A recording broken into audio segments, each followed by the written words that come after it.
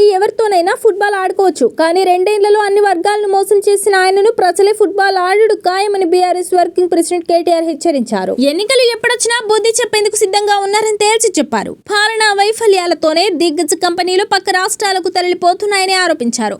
రెండేళ్లలో పథకాల పేర్లు మార్చడం తప్ప సాధించిందేమీ లేదని దెబ్బపొడిచారు. రేవంత్ రెడ్డి తరహాలో కుటుంబ సభ్యులను రాజకీయాల్లోకి లాగడం తమ సంస్కృతి కాదని, అది కేసీఆర్ పద్ధతి కాదని కుండ బద్దలు కొట్టారు. బీసీలకు 42% కోటా పేరిట డ్రామాలు చేసిన కాంగ్రెస్ చివరకు పంచాయతీ ఎన్నికల్లో 17% ఇచ్చి చేతులెత్తేసిందని నిప్పులు చెరిగారు.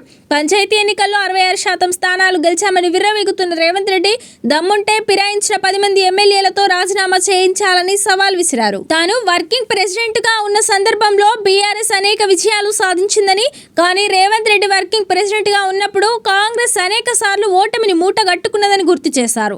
బీజేపీ ఢిల్లీ పెద్దలతో లోపాయికార ఒప్పందాన్ని కొనసాగిస్తున్న ముఖ్యమంత్రి బీఆర్ఎస్ పై బురద జల్లడం దుర్మార్గమని ధ్వజమెత్తారు. తెలంగాణ ఢిల్లీ కాంగ్రెస్ కు ఏటీఎంలా మారిందని ఆరోపించారు.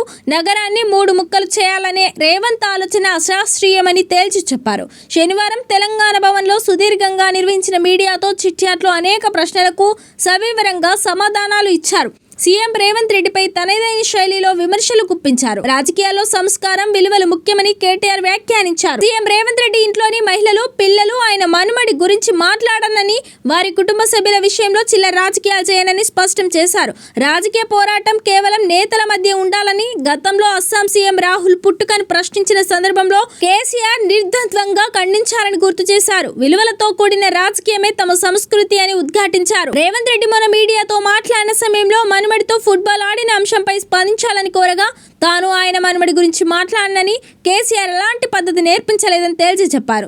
రేవంత్ తరహాలో కుటుంబీకులను రాజకీయాల్లోకి లాగడం, ప్రత్యర్థుల చావును కోరుకునే నీచమైన మనస్తత్వం తనది కాదన్నారు.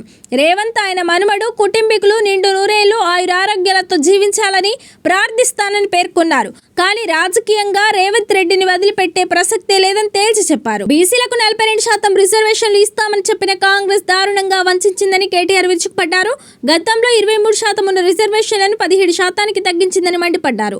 పార్టీ పరమైన రిజర్వేషన్లకు సీఎంకి సంబంధం లేదని, ఆయన కాంగ్రెస్ సహా ఇతర పార్టీలకు అధ్యక్షుడు కాదనే విషయాన్ని గుర్తించుకోవాలని హితవు పలికారు.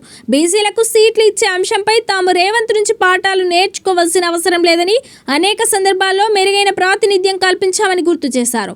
పార్లమెంట్ ఎన్నికల్లో జనరల్ కోటాలో 6 సీట్లు ఇచ్చామని, కాంగ్రెస్ ఎన్ని సీట్లు ఇచ్చిందని కేటీఆర్ ప్రశ్నించారు. అసెంబ్లీ ఎన్నికల్లో 34% సీట్లు బీఆర్ఎస్ ఇస్తే కాంగ్రెస్ 19 సీట్లు ఇచ్చి చేతులు దులుపుకుందని ఆయన ధ్వజమెత్తారు.